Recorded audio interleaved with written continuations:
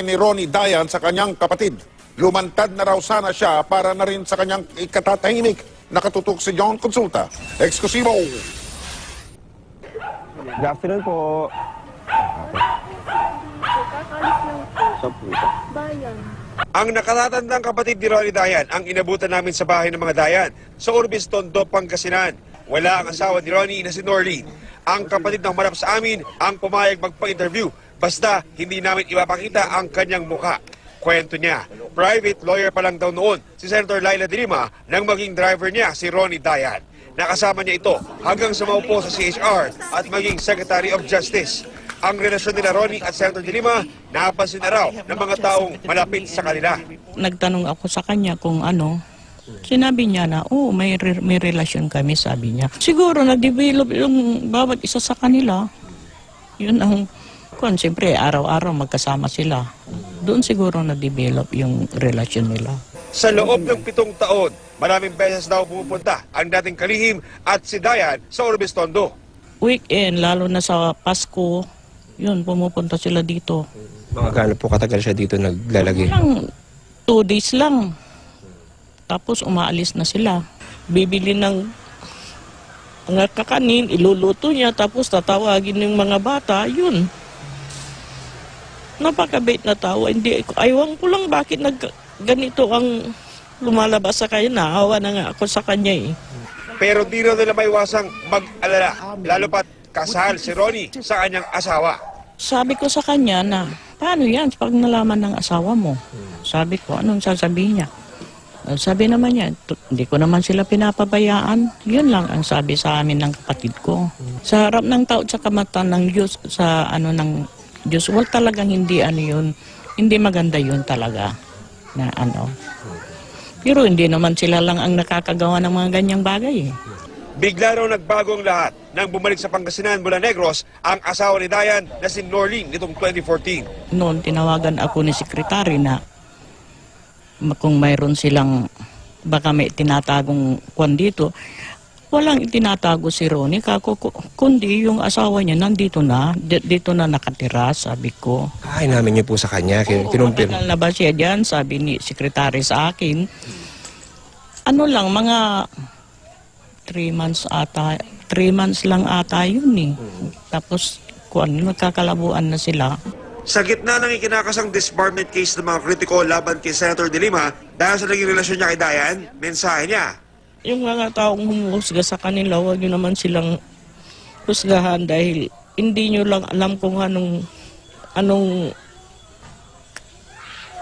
ang kabaitan niya. Napakabait na tao yan si Secretary de Lima. Naniniwala raw silang walang kinalaman si Ronnie sa iligal na droga. Kaya nag-aalala raw sila ngayong lalo't meron ng 1 milyong pisong pabuya. Hindi na namin alam talaga kung saan siya nagpunta eh. Baka pinatay na siya o ano. Kaya hindi na namin talaga alam kung nasaan siya. Hindi po siya talaga nagpaparamdam kahit text. Kahit text, hindi namin alam. Sana lumantad ka na para harapin mo yung mga bintang sa iyo. Harapin mo yung mga bintang sa iyo para matahimik na kami dito. Mula Pangasinan, John Consulta, nakatutok, 24 oras. Aalukin daw ng Department of Justice na sumailalim sa Witness Protection Program si Kerwin Espinosa na tinaguri ang pinakamalaking drug lord ng Eastern Visayas para tumestigo laban kay De Lima. Gayon din ang dating driver bodyguard at bagman umano ni De Lima na si Ronnie Dayan. May mga impormasyon na ang NBI kung saan-saan nagtatago si Dayan. Pero hirap sila dahil may mga protektor daw si Dayan na mga lokal na opisyal ng gobyerno. Yan naman ang tinutukan ni Cedric Castillo. Bukod sa mga pulis, tinutugis din ng mga tauhan ng NBI ang dating driver bodyguard ni Senator Laila de Lima na si Ronnie Dayan na pinaaresto ng Kamara dahil sa pangi-snab sa pagdinig kaugnay sa Bilibid drug trade. We have also directed Police Regional Office 1 to create tracker teams, Your Honor. And in 2 occasions, raids were conducted in Orbistondo and vicinity, Your Honor. But unfortunately, the result was negative. We have created teams, Your Honor. We have tapped our regional offices, not only in the northern Luzon, not only in central Luzon, but in nationwide. Ang problema ayon kay Justice Secretary Vitaliano Aguirre II. We were told that the Ronnie Dayan is being protected by some high public officials in his home province of Pangasinan and other northern provinces up to Baguio. Hindi pinangalanan ni Aguirre kung sino ang mga opisyal na ito. Sa panayam ni Maring Winnie Monsod kay Dilima, inamin ng senadora na nagkarelasyon sila ni Dayan. Ang isa pang di umano'y vital witness na si Kerwin Espinosa na inaasahang may babalik sa bansa sa Biyernes mula sa Abu Dhabi, posibleng ilagay sa DOJ Witness Protection Program, pati ang kanyang common law wife at 3 batang anak. We are strengthening the case. Parang yung sinasabi ko noon that we would want to file an airtight case. Every single additional evidence, we welcome it. Ipinauubaya na raw ni Justice Secretary Aguirre sa binuong 5-man panel ang pagsasampa ng formal na reklamo sa Ombudsman laban kay Senator De Lima at sa iba pa. Kumpiyansa si Aguirre na matibay ang ebidensya at aakyat ang reklamo hanggang sa Sandigan Bayan. Si De Lima, nakikinikinita na raw ang mangyayari sa pag-uwi ni Kerwin. Baka mag-offer na naman sila ng immunity dahil nga ilalagay sa WPP.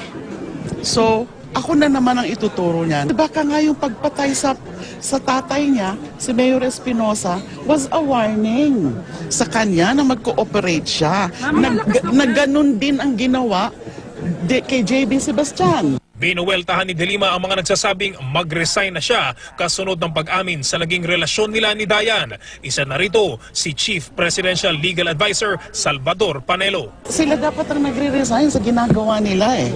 Wala silang mga, wala silang qualms about doing all this to me. Anong klaseng mindset yan? Na since yun ang gusto ng Pangulo, ginagawa din nila ang lahat.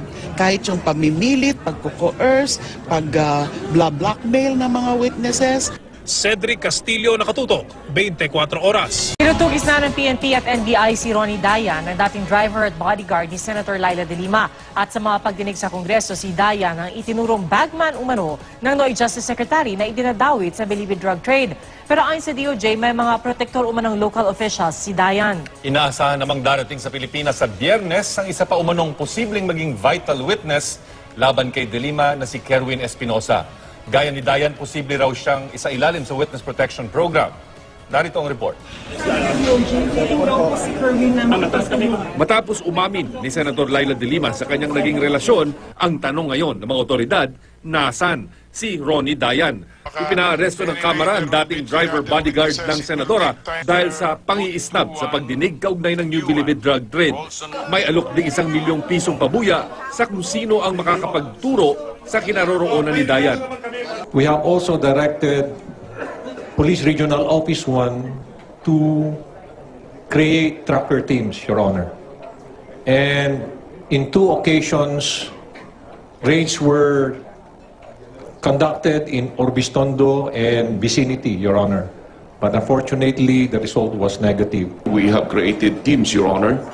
We have tapped our regional offices, not only in the northern Luzon, not only in central Luzon, but in nationwide. Ayon sa House Subcommittee on Correctional Reforms, importante si Dayan sa pagresolba sa issue sa Bilibid. Siya kasi ang itinurok ng mga testigo na bagman daw ni De Lima. Ang anilay taga-kolekta ng drug money mula sa mga inmate. Ang problema, ayon kay Justice Secretary Vitaliano Aguirre, We were told that the Ronnie Dayan is being protected by some high public officials in his home province of Pangasinan and other northern provinces up to Baguio. hindi naman pinangalanan ni Aguirre kung sino ang mga tinukoy niyang opisyal. Nauna nang sinabi ng kalihim na lalong idiniin ni Senator Laila De Lima ang sarili sa kanyang pag-amin sa naging relasyon nila ni Dayan. Pero kung si Pangulong Rodrigo Duterte ang tatanungin, walang magagawa ang revelasyon ng senadora kung di naman mahahanap si Dayan. Medyo malayo yun. Malayo yun because you have to prove na itong sino yung lalaki? Ronnie Dayan. Wala, hindi naman rin makita. Hindi mo makunan ng statement. And he cannot answer for himself. So he's not around. Bakit nawala siya? I hope he would still be alive. He is a vital witness. Hindi naman naniniwala mga kaanak ni Dayan sa Pangasinan na sangkot ito sa kalakalan ng illegal na droga. Hindi raw nila alam kung nasan si Dayan. Hindi na namin alam talaga kung saan siya nagpunta. Baka pinatay na siya o ano. Kaya hindi na namin talaga alam kung nasaan siya. Hindi na po siya talaga nagpaparamdam kahit text. Kahit text, hindi namin alam. Sana lumantad ka na para harapin mo yung mga bintang sa iyo. Harapin mo yung mga bintang sa iyo para matahimik na kami dito. Samantala, inaasahan namang maibabalik sa Pilipinas sa Biyernes ang itinuturong big-time drug lord sa Eastern Visayas na si Kerwin Espinosa. Handa raw si Kerwin na isiwalat ang kanyang nalalaman tungkol sa illegal drug trade. Posible raw siyang ilagay sa Witness Protection Program kasama ng kanyang asawa at 3 batang anak.